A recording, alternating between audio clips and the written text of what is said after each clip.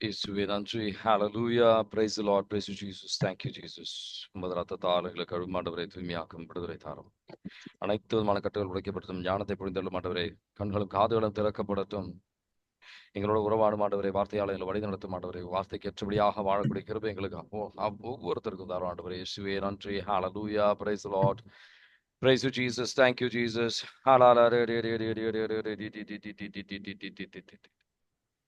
பரலோகத்தில் இருக்கும் எங்கள் பிதாவே, உம்முடைய நாமம் அர்ச்சிக்கப்படுவதாக. இயேசுவே நன்றி. ஹalleluya. பரலோகத்தில் இருக்கும் எங்கள் பிதாவே, உம்முடைய நாமம் அர்ச்சிக்கப்படுவதாக. உம்முடைய ராஜ்யம் வருக. உம்முடைய சித்த பரலோகத்தில் செய்யப்படுவது போல பரலோகத்திலும் செய்யப்படுவதாக. எங்களிடத்தின் உணவை எங்களுக்கு என்று அளித்தருளும். எங்களுக்கு தீமைகள் செய்தவர்களை நாங்கள் பொறுப்பது போல எங்கள் பாவங்களை பொறுத்தருளும். எங்களை சோதனை விழுவிடாமையும் தீமையிலிருந்து விடுவித்தருளும். ஆமென். இன்னைக்கு திருப்பாடல் 8வது அதிகாரம் தியானிக்க போறோம். அதுல முக்கியமா 1வது வசனம், ஆண்டவரின் நாமம், மகிமையான ஆண்டவரின் நாமத்தை இன்னைக்கு தியானிக்க போறோம். வாசிக்கிறீங்களா? திருப்பாடல் 8வது அதிகாரத்துல ஆண்டவரே, எங்கள் தலைவரே, உமது பெயர் உலகெங்கும் எவ்வளவு மேன்மையாய் விளங்குகின்றது.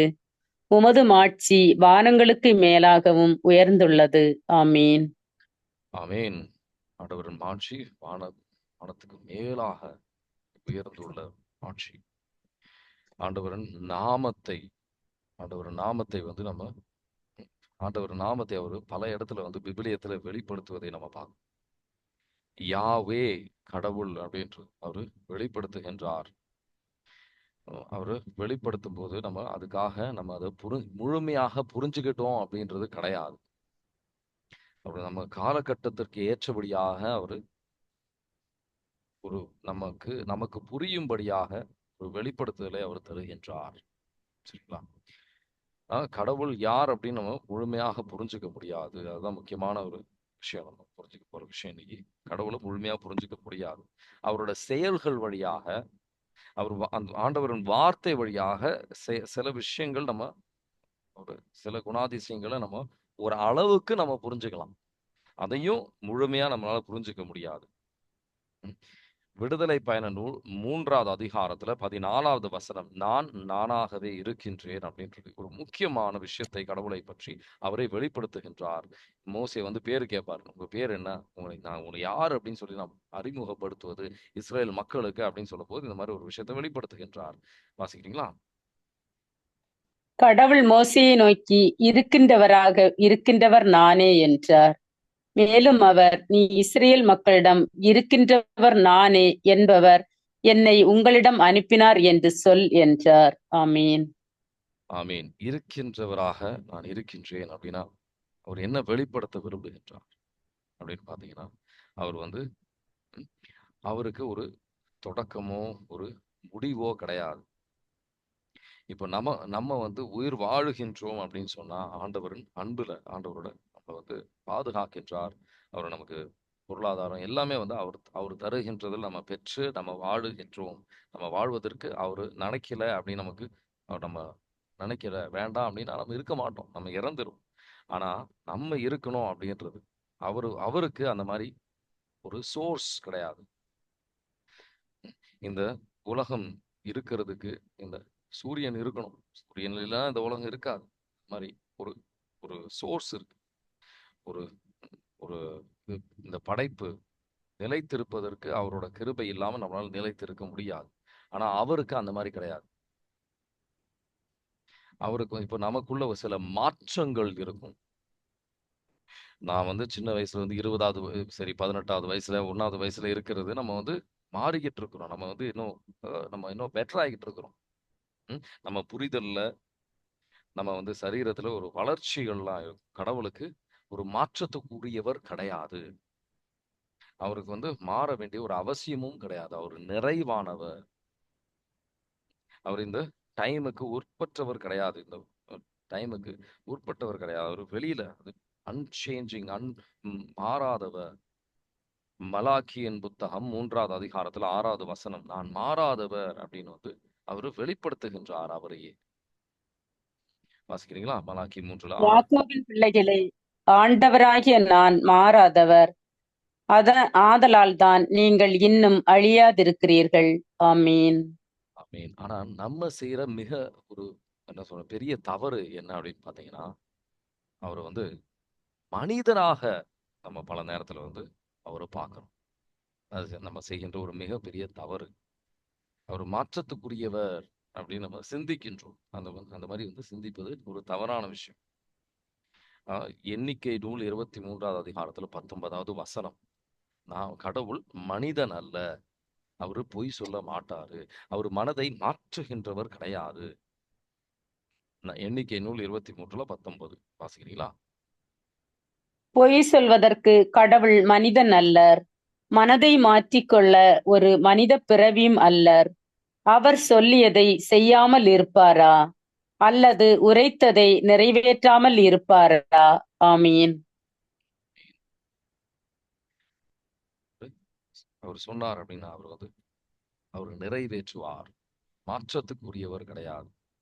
நம்ம நம்ம வந்து இப்ப யாராவது சில பேர் வந்து நம்ம முன்னாடி வந்து யாராவது அழுதாங்க அப்படின்னு சொன்னா நம்ம உள்ளம் மாறுவதற்கு வாய்ப்பு இருக்கு. நம்ம யோசிக்கலாம், ஐயோ பாவம் அப்படின்னு யோசிக்கிறதுக்கு வாய்ப்புகள் இருக்கு. ஆனா அதுக்கு நம்ம வந்து அழுவதனால அவர் மாறுவது கிடையாது. நம்ம மனம் மாறிடுச்சா அப்படின்னு புரிஞ்சதுனால, அவருக்கு ஏற்றபடியான அவர் திருவுளத்துக்கு ஏற்றபடியாக நம்ம சிந்திப்பதனால, நம்ம தாழ்ச்சிக்கு வந்ததுனால அவர் சில விஷயங்கள் நம்ம வாழ்க்கையில மாற்றங்கள் கொண்டு வரலாம். ஆனா நம்ம அழுததுனால மட்டும் நடக்காது. நம்ம வந்து ஆண்டவர்கிட்ட முன்னாடி நடிக்க முடியாது. அவ- அவர் வந்து முழுமையாக நம்ம வந்து இன்னொரு விஷயம், முக்கியமான விஷயம், அடுத்த ஒரு முக்கியமான விஷயம் என்னன்னா, கடவுளை நம்மளால முழுமையாக புரிந்து கொள்ள முடியாது. முழுமையாக நம்மள ஒரு வார்த்தைகளாலேயோ கடவுளை முழுமையா வந்து வர்ணிக்க முடியாது. முழுமையாக வந்து கடவுளை வர்ணிக்க முடியாது. அவர் கடவுள் கிடையாது. முழுமையாக கடவுளை புரிஞ்சுக்க முடியும் அப்படின்னா அவர் கடவுள் கிடையாது. நம்மளால முழுமையா அவரை புரிஞ்சுக்க முடியாது. நம்ம நம்ம புரிதலுக்கு அப்பாற்பட்டவர் அப்படின்றத நம்ம நம்ம புரிஞ்சுக்கணும். அது ஒரு முக்கியமான ஒரு விஷயத்தை நம்ம வந்து புரிஞ்சுக்க முயற்சி செய்யணும். விபிலியத்துல பல இடத்துல வந்து அவரு நம்ம எப்படி கடவுளை புரிஞ்சுக்குவோம் அப்படின்னு சொன்னீங்கன்னா, அவர் நல்லவர், அவர் ஞானம் நிறைந்தவர் அப்படின்னு சொல்லி நம்ம சில சூழ்நிலைகள், சில கதைகள் வழியா, சில விஷயங்கள் வழியாக, சில நிகழ்வுகள் வழியாக நம்ம புரிஞ்சுக்கிறோம். அது ஒரு நல்ல விஷயம். நல்ல விஷயம். அந்த மாதிரி புரிஞ்சுக்க வேண்டியது நம்ம நல்ல விஷயம். ஆனா எந்த அளவுக்கு அவர் ஞானம் நிறைந்தவர் அப்படின்னு நம்ம சில விஷயங்களை வந்து இந்த உருவாக்கப்பட்ட விஷயங்கள்ல இருந்து கூட நம்ம புரிஞ்சுக்கலாம். அவர் நம்ம கண்ணை உருவாக்கி இருக்கின்றார். அவர் அதுல வந்து எவ்வளவு நர்வ்ஸ் இருக்கு அதெல்லாம் பார்த்துட்டு அவர் எவ்வளவு ஞானம் நிறைந்தவர் அப்படின்னு சொல்லி சில சில டாக்டர்ஸ், சில மறைநூல் என்ன சொல்றா, சில சயின்டிஸ்ட் எல்லாம் சொல்லுவாங்க. ஆண்டவர் நிறைய பெரிய ஞானம் இருக்கின்றவர் நம்ம புரிஞ்சுக்கலாம். ஆனா நம்ம புரிஞ்சுக்கிட்டதை விட அவர் ஞானம் அதிகமானவர். சரிங்களா? அந்த கண்ணை படைக்கணும், கண்ணை உருவாக்கணும், ஒரு குழந்தையை உருவாக்கணும்னா எந்த அளவுக்கு ஒரு பெரிய ஞானம் தேவையோ, இந்த உலகத்தை உருவாக்குவதற்கு என்ன பெரிய ஞானம் தேவையோ, அதை விட அதிகமாக அவர் ஞானம் நிறைந்தவர். நம்ம நல்லவர் அப்படின்னு சொல்லி கடவுள் எப்படி வெளிப்படுத்துகின்றார், எந்த அளவுக்கு அவர் நேசிக்கின்றார், சிலுவை மரணத்தை காட்டி நம்ம வந்து யோவான் நற்செய்தி 3வது அதிகாரத்துல 16வது வசனம். கடவுள் வந்து எந்த அளவுக்கு நம்மளை நேசிக்கின்றார்னு வந்து அதை வச்சு நம்ம புரிஞ்சுக்க முயற்சி செய்யலாம். ஆனா அதையும் விட்டு அப்பாற்பட்டது ஆண்டவரோட அன்பு அப்படின்றது. இன்னும் அவரு அன்பு செய்ய அவர் விரும்புகின்றார். அதையும் மேலான அவர் சிலுவை மரணம் அப்படின்றது ஒரு மேலான ஒரு விஷயம். அதையும் அப்பாற்பட்ட அவர் அன்பு இன்னும் நிறைவானது. நம்ம சிந்திக்கிறது அப்பாற்பட்ட விஷயம். சில பேர்லாம் சொல்லுவாங்க, நான் வந்து ஜெயில இருந்தேன், நான் அவ்வளவு பாவியாக இருந்தேன், மனம் நொறுங்கி அவருக்கு அவங்க ஜெபித்தாங்க, இவ்வளவு பெரிய கஞ்சா அடிச்சு நிறைய பெரிய பாவத்தில் இருந்தேன் நான். ஆண்டவர்கிட்ட வந்து கூக்குள்கிட்ட அழுவும் போது பல அருவருப்பான செயல்கள் அவங்க செஞ்சிருப்பாங்க. ஆனா ஆண்டவர் இரக்கத்தை உண்மையாக விசுவசித்து அவங்க ஜெபிக்கும் போது அவங்க மேலான இரக்கத்தை அவங்க பெறுவாங்க. நம்மளாம் வந்து அவங்களோட பூர்வீகம்லாம் பார்த்தோம்னா நம்மளாம் வந்து அவங்க மதிக்கவே மாட்டோம். அந்த அளவுக்கு அருவருப்பான செயல்கள் செஞ்சிருப்பாங்க. ஆனா ஒரு உள்ளத்தை பார்த்து அவரு இரக்கம் காட்டுகின்றவர். மனிதர்களை போல் கிடையாது. நம்ம நம்ம என்ன சொன்னா, மற்றவங்களுக்கு இரக்கம் காட்டுவதை விட மேலான இரக்கம், மேலான நல்லது, மேலான ஞானத்தை கொண்டவர் அவரு. சரிங்களா? முக்கியமா யோவான் நற்செய்தி 3:16 வாசிக்கிறீங்களா? தம் ஒரே மகன் மீது நம்பிக்கை கொள்ளும் எவரும் அழியாமல் நிலைவாழ்வு பெறும் பொருட்டு அந்த மகனையே அழிக்கும் அளவுக்கு கடவுள் உலகின் மேல் அன்பு கூர்ந்தார். ஆமீன். உலகின் மேல் அன்பு கூர்ந்தார். ஒரே மகனை அளிக்கும். அதை விட இன்னும் ஏதாவது அன்பு கூற முடியும்னா இன்னும் அதிகம் செஞ்சிருப்பார் நமக்கா. ஒரு மேலான ஒரு அன்பு. ஒரு முழுமையான ஒரு அன்புக்கு உறவிடம் அப்படின்றது அவர்தான். அவர்கிட்ட இருந்தா மனித, ஆனா சில ஆண்டவர் நல்லவர் அப்படின்னு சொல்லும்போது மனித நன்மைக்கு நம்ம ஒப்பிட்டு, மனிதன் இவங்க நல்லவங்க அப்படின்னு சொன்னா நம்ம கடவுள் நல்லவர் அப்படின்னு சொல்லும்போது நம்ம அதை ஒப்பிட்டு நம்ம பார்ப்போம். அவர் அவ்வளோ நல்லது செஞ்சிருக்கிறாரா, இந்த மாதிரி நல்லவர் அப்படின்னு நம்ம ஒப்பிட்டு பார்ப்போம். இல்லை, அதை விட மேலான நம்மளால நல்லது அப்படின்னு சிந்திக்கக்கூடிய விட மேலான அதான் ஒரு அம்மா மறந்தாலும் நான் உங்களை மறக்க மாட்டேன் அப்படின்னு அவர் சொல்றது.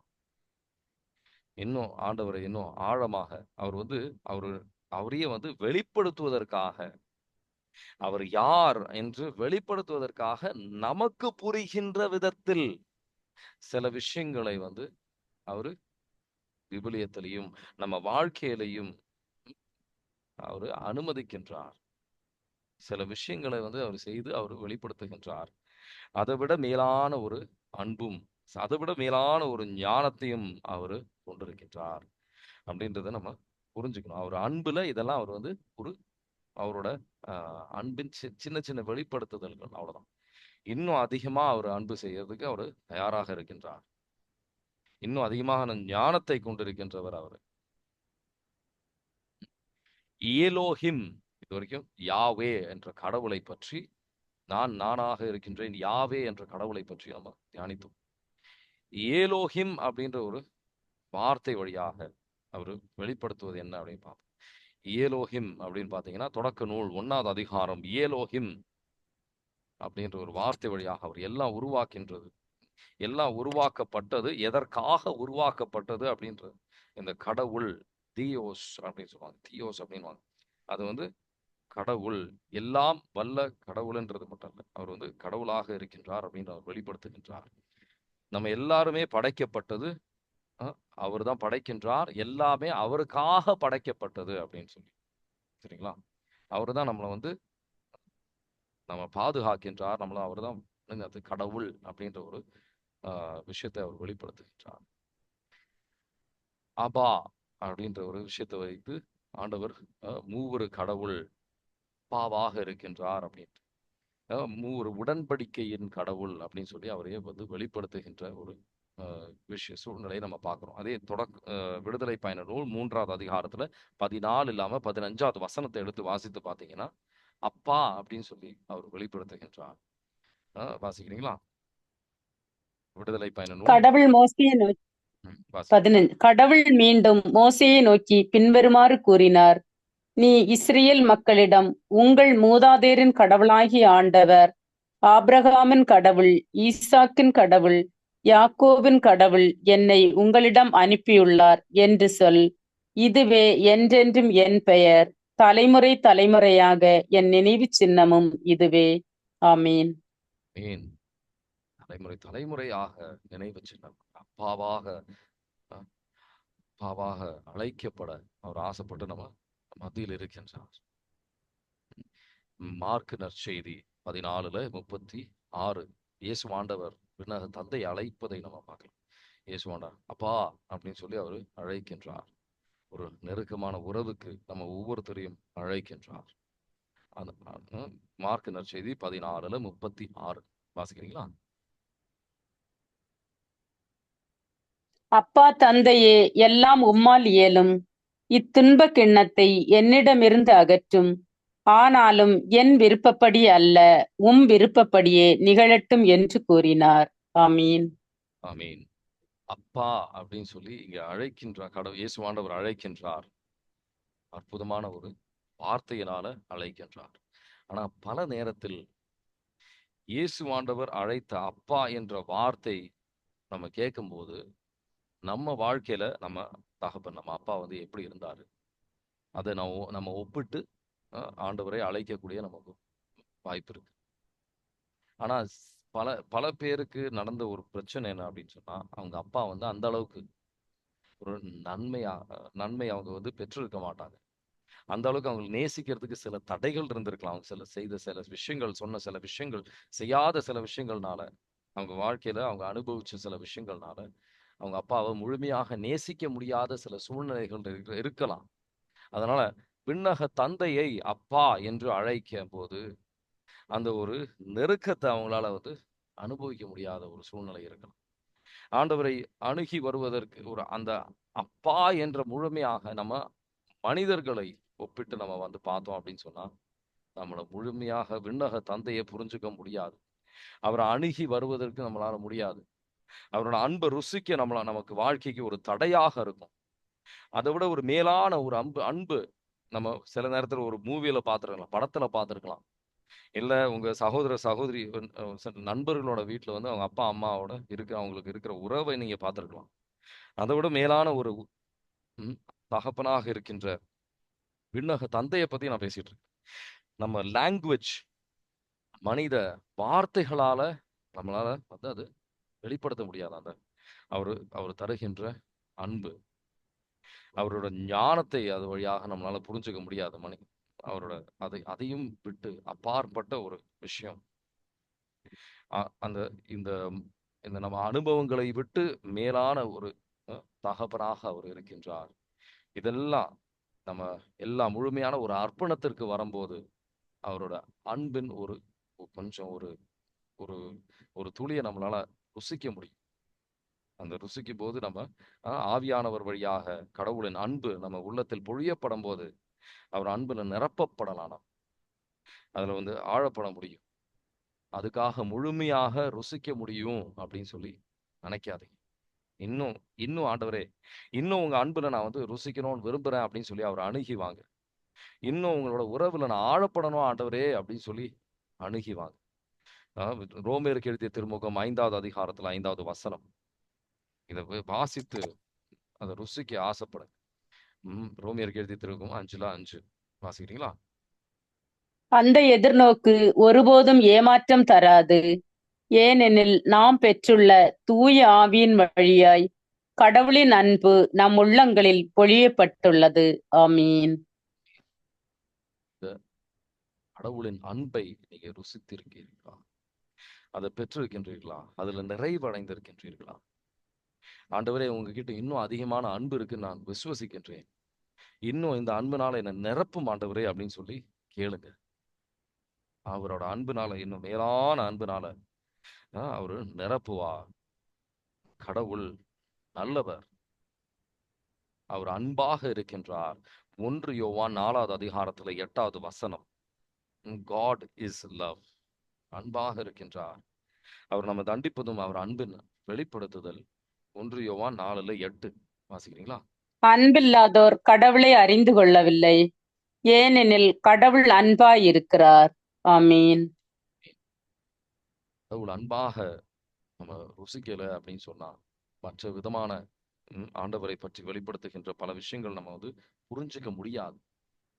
அதன் ஆழத்தில் நம்ம புரிஞ்சுக்கிறதுக்கு இந்த அன்பின் ஆண்டவர் அப்பா அப்படின்ற ஒரு முழுமையான இதயத்தை ஆழத்திலிருந்து அழைக்க முடியல அப்படின்னு சொன்னா, அவரோட அன்பு நம்ம ருசிக்க முடியல அப்படின்னு சொன்னா, மற்ற விஷயங்கள் நான் எவ்வளவு பேசினாலும் அது இதயத்துக்கு செல்லாது. மனதுக்கு மட்டும் நம்ம அறிவுல தான் வளர்ந்துகிட்டு இருப்போம். இந்த தலை மட்டும் தான் வளர்ந்துகிட்டு இருக்கும், இதயம் வளராது. அவரோட அன்பு நம்ம ருசிப்பதற்கு நம்ம இன்னும் ஆர்வம் இருக்கணும். இன்னும் ஆர்வம் அதுல இன்னும் ஆர்வத்தை நம்ம பல விஷயத்த நம்ம ஆசைப்பட்டு கடவுளை அணுகி வருகின்றோம். இந்த அன்பை இன்னும் ருசிக்க ஆர்வம் இருக்கணும் அப்படின்னு சொல்லி ஆண்டவர் ஒவ்வொருத்தரையும் அழைக்கின்றார். அவர் யெகோவா இல்ல யாவே கடவுள் சமாதானமாக இருக்கின்றார். நம்மளை நோய் நீக்குகின்றவராக இருக்கின்றார். அவர் நமக்கு தேவையை தருகின்றவராக இருக்கின்றார். எல்லாம் வல்ல கடவுளாக இருக்கின்றார். முதல்ல தொடக்க நூல் 18வது அதிகாரம் இல்ல 17 1வது வசனம் வாசிக்கிறீங்களா? ஆபிரகாமுக்கு வயது 99 இருந்த பொழுது ஆண்டவர் அவருக்கு தோன்றி, நான் எல்லாம் வல்ல இறைவன், எனக்கு பணிந்து நடந்து மாசற்றவனாயிரு. ஆமீன். ஆமீன். அவரு எல்லாம் வல்ல இறைவனாக இருக்கிறார். தாவீது இது ஆபிரகாம் என்ன செய்யறாரு? அவருக்கு குழந்தை இல்லைன்னு சொன்னோன்னா கடவுளுக்கு ஏதோ உதவி தேவை போல. பல பேர் நம்ம நம்ம மத்தியில் அந்த மாதிரி சிந்திக்கிறாங்க. கடவுளுக்கு ஏதோ உதவி தேவை போல, அதனால ஹாகார் வழியா ஒரு குழந்தைய பெத்துக்கலாம். நான் எல்லாம் வல்ல கடவுள், எனக்கு உன் உதவியெல்லாம் தேவையில்லை, நான் வந்து உனக்கு ஒரு குழந்தைய தரேன். ஆகார் வழியாக வந்த குழந்தை இல்லை, உனக்கே ஒரு குழந்தை, சாரா வழியாக ஒரு குழந்தை. சில பேர் வந்து என்ன செய்யறாங்க, ஐவிஎஃப் அந்த மாதிரி தவிர குறுக்கு வழி, டெஸ்ட் டியூப் பேபி, அந்த மாதிரி பல விதமான குறுக்கு வழிகள் நம்ம போய் ஆண்டவர் தர வேண்டிய ஆசீர்வாதத்தை நம்ம பெற முயற்சி செய்கின்றோம். அப்படி இல்லாம எல்லாம் வல்ல கடவுள் என்று அறிக்கையிட்டு, கடவுளால் இயலாதது ஒன்றுமில்லை என்று அறிக்கையிட்டு, கடவுளுக்கு இது வந்து கஷ்டமா அப்படின்ற ஒரு நல்ல அற்புதமான கேள்வியை கேட்கிறாங்க. தொடக்க நூல் 18வது அதிகாரத்துல 14வது வசனம். நமக்கு கடவுளுக்கு ஏதாவது ஒரு விஷயம் கஷ்டமா இருக்குமா அப்படின்ற மாதிரி. நம்ம சூழ்நிலைகள் வழியாக கடவுள் யார் என்ற ஆழமான ஒரு அனுபவத்துக்கு அனுபவம் கிடைக்கணும்ன்றதுக்காக ஆண்டவர் இதெல்லாம் அனுமதிச்சிருக்கிறார் அப்படின்றத புரிஞ்சுக்க ஆண்டவர் அழைக்கின்றார். தொடக்க நூல் 18:14 வாசிக்கிறீங்களா? இளவேனிற் காலத்தில் குறிப்பிட்ட நேரத்தில் நான் உன்னிடம் மீண்டும் வருவேன், அப்பொழுது சாராவுக்கு ஒரு மகன் பிறந்திருப்பான் என்று சொன்னார். ஆமீன்.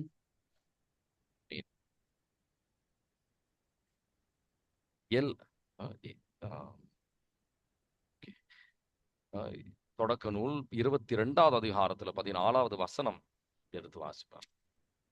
யாவே ஜைரா, ஆண்டவர் வந்து தருவார், அவர் தேவையை நம்ம பூர்த்தி செய்வார். தொடக்க நூல் 22:14. எனவே ஆபிரகாம் அந்த இடத்திற்கு யாவே இரே என்று பெயரிட்டார். ஆதலால் தான் மலையில் ஆண்டவர் பார்த்து கொள்வார் என்று இன்று வரை வழங்கி வருகிறது. ஆமீன். மலையில் ஆண்டவர் பார்த்து கொள்வார், தேவைகளை அவரு பூர்த்தி செய்வார். எல்லா சூழ்நிலையிலும் அவருக்கு தேவையை பூர்த்தி செய்வார். நம்ம வந்து முன்னுக்கும் வந்து கவலைப்பட தேவை கிடையாது. நேரத்துல கவலைப்படுகின்றோம். இந்த ஒரு சூழ்நிலையில என்ன என்ன என்ன நடக்கும்? ஆண்டவர் வந்து கண் அடைத்திருந்தது இவங்களுக்கெல்லாம். யாரு? ஆபிரகாமுக்கு. ஹாகாருக்கு தண்ணி இல்லாத ஒரு சூழ்நிலை, ஒன்றுமில்லாத ஒரு சூழ்நிலை. ஆண்டவர் கண்ணை திறக்கின்றார். தண்ணீர் அவங்க பார்க்கறாங்க. நம்ம கண்ணை அடைத்து குறுகிய பார்வையில் இருக்கின்றவர்கள் ஆண்டவர் வந்து தருவார். விடுதலை பயண நூல் 15:26 எடுத்து வாசித்து பாருங்க. ஆண்டவர் நம்ம நோய்கள், எல்லா விதமான நோய்களும் நீக்குகின்றவர். நம்ம பல விதமான நோய்கள் நம்ம வந்து வேதனையில் இருக்கலாம். ஆண்டவர் நோய்களை நீக்குகின்றவர். இது எல்லாம் இப்ப நான் சொன்ன எல்லா விஷயங்களும் என் வாழ்க்கையில் அனுபவிச்சதுனால, நான் ஏதோ படிச்சு நான் வந்து சொன்னதுன்றது இல்லை. இதுல நான் சொன்ன விஷயம், எல்லா விஷயங்களும் நோய்கள்ல இருந்து விடுதலை, பொருளாதாரத்துல இருந்து எல்லா விஷயத்துலயும் வந்து ஆண்டவர் எனக்கு அவரோட அன்பு வெளிப்படுத்துறதுனால எல்லா விஷயத்தையும் நான் வந்து அனுபவிச்சதுன்னு அடிப்படையில் நான் பேசிக்கிட்டு இருக்கிறேன். சரிங்களா? சொல்றதுக்கு ஒண்ணு ஒரு சாட்சியம் இருக்கு, ஆனா சொல்றதுக்கு நேரம் இல்லாதனாலதான்.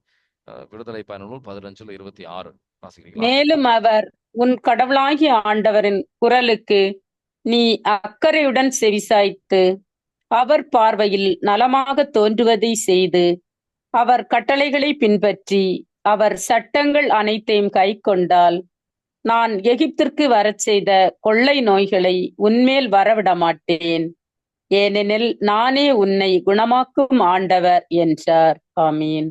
ஆமீன். அவரே நம்மளை வந்து குணமாக்கும் ஆண்டவர். உங்களுக்கு ஹீலிங் பெறணும்னு ஆசைப்படுறீங்களா? ஆண்டவர் வார்த்தையில் அவருக்கு அந்த ஹீலிங் வைத்திருக்கின்றார். ஆண்டவர் வார்த்தையை வாசிங்க. 1 பேதுரு 2:24 வைத்து சொல்றீங்க. திருப்பாடல் 103 1 - 5 வைத்து ஜெபிங்க. ஹீலிங் ஆண்டவர் வந்து வார்த்தையில் அவர் நோய் நீக்கு வர கிருபை அவர் வைத்திருக்கின்றார். விடுதலை பயண நூல் 17:15 எடுத்து வாசித்து பாருங்க. யாவே ராஃபா அப்படின்னு பார்த்தோம். இன்னைக்கு வந்து விடுதலை பயண நூல் ஆண்டவர் நமக்கு பாதுகாப்பாக வெற்றி தருகின்றவராக இருக்கின்றார். விடுதலை பயண நூல் 17:15 வாசிக்கிறீங்களா? மோசே பலிபீடம் ஒன்று கட்டி அதற்கு யாவே நிசி என்று பெயரிட்டு அழைத்தார். ஆமீன். விடுதலை தருகின்றவர், நமக்கு வந்து வெற்றி தருகின்ற கடவுளாக நம்மோடு இருப்பார். நம்ம வாழ்க்கையில வருகின்ற ஒரு துன்பம் வழியாகவும் ஒரு பிரச்சனைகள் வழியாகவும் ஆண்டவர் வந்து அவரோட வல்லமை வெளிப்படுத்த விரும்புகின்றார். அந்த வல்லமை பெற நம்ம ஆயத்தமாக இருக்கின்றோமா? நம்ம விசுவாசிக்க தயாராக இருக்கின்றோமா? ஆண்டவர் கேட்கிற கேள்வி இதுதான். அதுக்காக நம்ம உள்ளம் தயாராக இருக்கின்றோமா? எல்லா விதமான பேறுகள் விபிலியத்தில் இருக்கின்ற, கடவுள் தந்திருக்கின்ற ஒரு பேறுகளை எடுத்து எழுதுங்க, ஒரு புத்தகத்தில் எழுதுங்க. இந்த மாதிரி நீங்க கடவுளை அனுபவிச்சிருக்கிறீங்களா அப்படின்னு சொல்லி எழுதுங்க. எந்த விதத்தில் கடவுளை அனுபவிச்சிருக்கிறீங்க அப்படின்னு சொல்லி ஒரு புத்தகத்தில் எழுதுங்க. ஆண்டவர் சமாதானமாக இருக்கின்றார், சமாதானத்தின் கடவுள். ஜட்ஜஸின் புத்தகம், நீதியரசர்களின் புத்தகம் 6வது அதிகாரத்துல 24வது வசனம், ஷாலோம், சமாதானத்தை தருகின்ற கடவுள். அவரு தருகின்ற சமாதானம் இந்த உலகம் தருகின்ற சமாதானம் மாதிரி இருக்கா? காசு இருந்தா ஒரு கொஞ்சம் சமாதானம் இருக்கும், இது இருந்தா கொஞ்சம் சமாதானம் இருக்கு, நண்பர்கள் இருந்தா சில சமாதானம் இருக்கும், குழந்தைங்க நம்மோட இருந்தா சில சமாதானம் இருக்கும். அந்த மாதிரி இல்ல, மேலான சமாதானம். ஒன்றும் இல்லை என்றாலும், நம்ம விரும்புகின்ற ஒரு விஷயமும் நடக்கலனாலும் ஆண்டவர் தருகின்ற சமாதானம் மேலான சமாதானம். ஜட்ஜஸ், நீதியரசர்கள் 6:24 வாசிக்கிறீங்களா?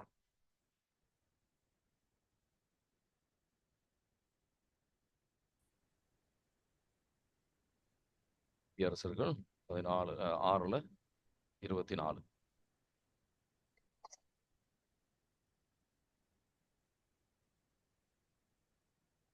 உன் ஜட்ஜஸ். கடவுளாகிய ஆண்டவருக்கு இக்கோட்டையின் உச்சியின் முதல் முறையாக ஒரு பலிபீடம் கட்டு. 2வது காலை. அதானே பிரதர்? நீதி தலைவர்கள் தானே? நீதி தலைவர்கள் 6வது அதிகாரத்துல 24 தான் இருக்கீங்களா? 20. கிதியோன் அங்கே ஆண்டவருக்கு ஒரு பலிபீடம் கட்டி எழுப்பினார். அதை நலம் நல்கும் ஆண்டவர் என அழைத்தார். அது இந்நாள் வரை அபியேசர் குடும்பத்தவருக்கு சொந்தமான ஓபிராவில் உள்ளது. ஆமீன். ஆமீன். அது இங்கிலீஷ்ல வந்து சமாதானம், the Lord is peace, Shalom அப்படின்னு இருக்கும். இன்னொரு வசனம் கூட நான் தரேன். யோவான் நற்செய்தி 14:27, சமாதானம் நான் உங்களுக்கு தருகின்றேன், நான் தருகின்ற சமாதானம் இந்த உலகம் தருகின்ற சமாதானம் போல அல்ல. அது ஒரு நொடியில காணாம போயிடும். ஒரு நோய் வந்தா அதுக்கப்புறம் அவ்வளவுதான், சமாதானமே இருக்காது. ஆண்டவர் தருகின்ற சமாதானம் நோய் வந்தாலும் சரி, இது வந்தாலும் சரி, நம்மளை விட்டு அகன்று செல்லாது. யோவான் நற்செய்தி 14:27 வாசிக்கிறீங்களா? அமைதியை உங்களுக்கு விட்டு செல்கின்றேன், செல்கிறேன். என் அமைதியையே உங்களுக்கு அளிக்கின்றேன். நான் உங்களுக்கு தரும் அமைதி உலகம் தரும் அமைதி போன்றது அல்ல. நீங்கள் உள்ளம் கலங்க வேண்டாம், மருள வேண்டாம். ஆமேன். இந்த மாதிரி வேற பல பேறுகள் இருக்கு விபிலியத்துல. எடுத்து எழுதுங்க. இந்த மாதிரி ஒரு விதமாக ஆண்டவரை அனுபவிக்கணும். ஆண்டவரை இன்னும் ஆழமான ஒரு அனுபவத்துல, இன்னும் ஒரு உறவுக்கு, ஆழமான உறவுக்கு நான் வர விரும்புகின்றேன். ஆண்டவரை, இந்த எல்லா இதுல போட்டிருக்கின்ற அனைத்து விதமான பேர்களும், ஆண்டவர் நம்மோடு இருக்கின்றார், இமானுவேல், கடவுள் நம்மோடு இருக்கின்றார் அப்படின்னு எல்லா விதமான அனுபவங்களும் நமக்கு தேவை. ஆண்டவர் வந்து ஆழமான உறவுக்கு, அதுலதான் ஆழமான உறவு நம்ம பெற முடியும். இயேசுவே நன்றி. உள்ளத்தை அர்ப்பணிப்போம். உங்க ரத்தத்தால் எங்களை கழுவ மாட்டவரே, இந்த மேலான அனுபவங்களை எங்களுக்கு தாரும் ஆண்டவரே. ஆழமான ஒரு விசுவாசத்தை எங்களுக்கு தாரும். இந்த விசுவாசம் இல்லாத ஒரு விதமான அனுபவம் நம்ம பெற முடியாது. தானியேல் நூல் 9வது அதிகாரத்துல 4வது வசனம் ஆண்டவர் நமக்கு தருகின்ற ஆசீர்வாதம். உடன்படிக்கையை வைத்திருக்கின்ற இரக்கம் வாய்ந்த கடவுள், நம்ம இரக்கமான அன்பு நம்ம மேல பொழிகின்ற கடவுள் நம்ம அதில் இருக்கின்றார். தானியேல் நூல் 9:4 வாசிக்கிறீங்களா? என் கடவுளாகிய ஆண்டவர் முன் என் பாவங்களை அறிக்கையிட்டு நான் மன்றாடியது, என் தலைவரே, நீர் மாட்சிமிக்க அஞ்சுதற்குரிய இறைவன். உம்மீது அன்பு கொண்டு உம் கட்டளைகளின் படி நடப்பவர்களுடன் நீர் செய்து கொண்ட உடன்படிக்கையை காத்து அவர்களுக்கு பேரன்பு காட்டுகின்றீர். ஆமீன். ஆமீன். ஆண்டவரின் பிரசன்னத்திற்கு வரும்போது நம்ம அஞ்சுகின்றோமா, அதையும் நம்ம சிந்திக்கணும். அந்த நேரத்துல ஆண்டவரை வந்து மனிதரை போல் பார்ப்பதனால அந்த அளவுக்கு வந்து என்ன சொன்னா ஒரு நடுக்கம் கிடையாது நமக்குள்ள. பவுல் எப்படி கடவுள் பிரசன்னத்திற்கு வந்தார்? ஹெப்ரேயர் 12வது அதிகாரம் 28, 29. ஆண்டவன் பிரசன்னத்திற்கு வரும்போது அவருக்கு ஏற்றபடியான ஒரு ஆராதனையை நம்ம செலுத்தணும். அவருக்கு ஏற்றபடியான ஆராதனையை செலுத்துகின்றோமா அப்படின்னு நம்ம சிந்திக்க வேண்டிய ஒரு விஷயம். ஹெப்ரேயர் 12:28, 29 வாசிக்கிறீங்களா? ஆதலில் அசைக்க முடியாத அரசை பெற்றுக்கொண்ட நாம் நன்றி உள்ளவர்களாய் இருப்போம். நன்றி உணர்வோடும் இறை பற்றோடும் அச்சத்தோடும் கடவுளுக்கு உகந்த முறையில் அவருக்கு வழிபாடு செய்வோம். ஏனெனில் நம் ஆண்டவர் அழிக்கும் நெருப்பு போன்றவர். ஆமீன். இயேசுவே நன்றி. ஹalleluya. praise the Lord. praise Jesus. thank you Jesus. அனைத்து விதமான கட்டுகள் உடைக்கப்படட்டும் ஆண்டவரே. இன்னும் ஒரு ஆழமான உறவுக்கு வருவதற்கு எங்களை உதவி செய்ய மாட்டவரே. அனைத்து விதமான கட்டுகள் உடைக்கப்படுத்தும் அப்பாவாக பார்த்து உங்க மேலான ஒரு அன்பை ருசிப்பதற்கு, இன்னும் ஆழமான உறவுக்கு வருவதற்கு ஞானத்தை பெற்று மேலான கிருபைகளை பெறுகின்ற பிள்ளைகளாக எங்களை மாற்றும். அனைத்து விதமான கட்டுகள் உடைக்கப்படுத்தும். Bind and cast every unclean spirit in the mighty name of Jesus. Father, in the mighty name of Jesus we pray. Amen. God bless you. Have a nice day.